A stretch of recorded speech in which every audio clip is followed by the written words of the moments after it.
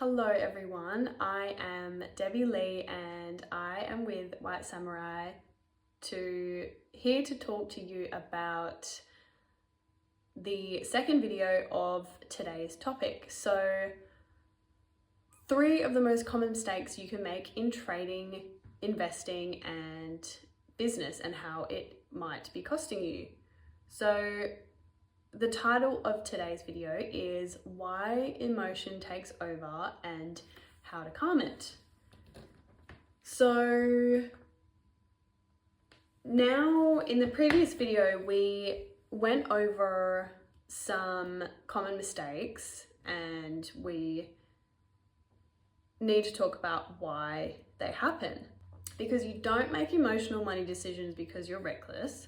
You make these emotional decisions because you care, you want security, you want things to work, and you don't want them to fail. This is about worry and not weakness. So let's unpack this with gentleness. Why emotional decisions happen. So there might be fears of loss, fears of feeling like there isn't enough that you can do, and fear of failure. So money triggers a lot of things for a lot of different people in a lot of different ways. And some of those ways for you might feel like money triggers childhood wounds, old survival responses, feelings of worthlessness, and the fear of scarcity. So if you grew up hearing money doesn't grow on trees, you need to be realistic. And we can't afford that. Or life is just hard. That's just the way that it goes. Your nervous system learnt that money is unsafe, money disappears, and survival is unstable. So, of course, investing does feel scary. Of course, starting a business feels risky. And of course, trading feels intimidating. Your nervous system is trying to protect you.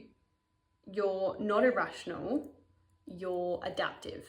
And I'll let that just sink in for a moment. So it might feel overwhelming and quite a big step for you to take to try to get started in the investing world, or even just consuming knowledge out there, because it is quite overwhelming. And where do you start?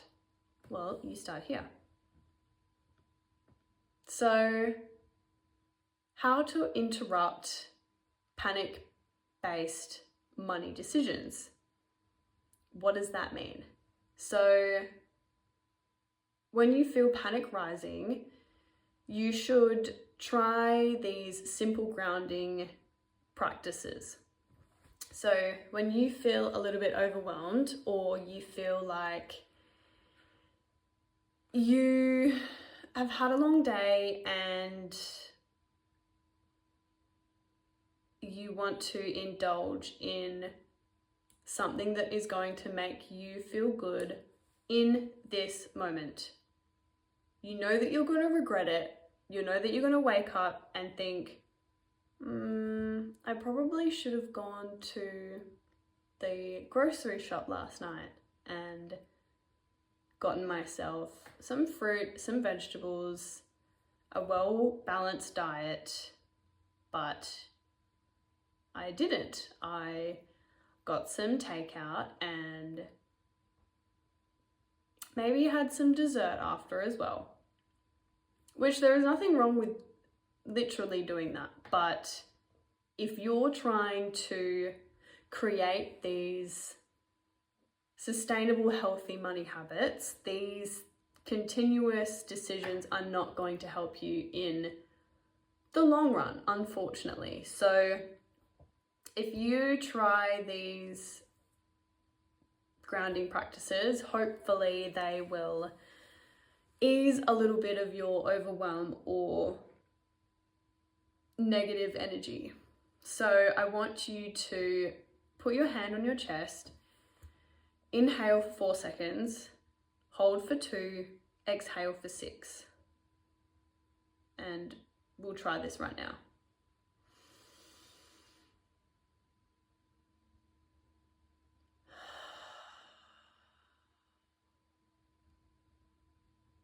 So how does that feel? It feels a little bit more settling, and you probably feel a little bit more calmer, which is exactly what we need. And then ask yourself, am I acting from security or fear? And if the answer is fear, you know that you need to pause, take a minute,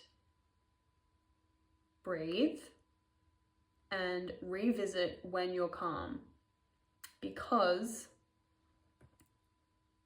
a lot of people tell you you should not go to the grocery shop when you are hungry, because your feelings are overwhelming your brain, which is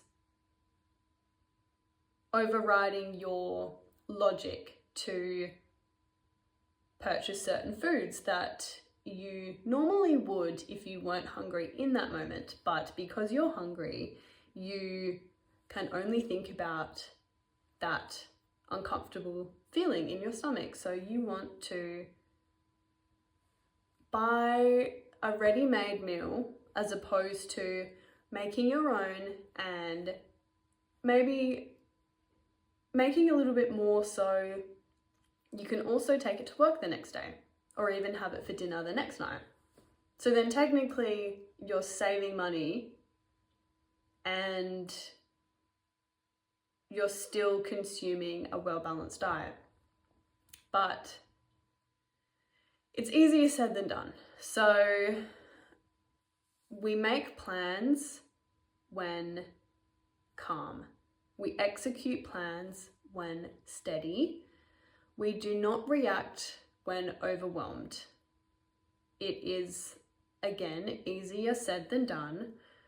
But if you just take a minute and you really just get to the root of why you want to engage in this behavior, you can understand how to break it. So this alone can help your financial life. So for the closing of this video, I just want to cover, you are not behind, you are not weak, and you're not bad with money. Because you have the ability to save, but you just don't have the proper strategies in place to be able to support your spending. So just remember, you are human, and humans feel. We feel. Fortunately, and sometimes unfortunately. So in the third part of this video, I will be talking about how to shift into a stable, slow, and sustainable habit that won't require discipline. It just requires compassion, because you're doing okay. You've gotten this far. So I was going to say treat yourself, but don't treat yourself. Do yourself a favor. Put yourself away some money, a little bit of money, however money you feel like you deserve. And yeah, congrats on getting this far, and I will see you in the next part. Goodbye.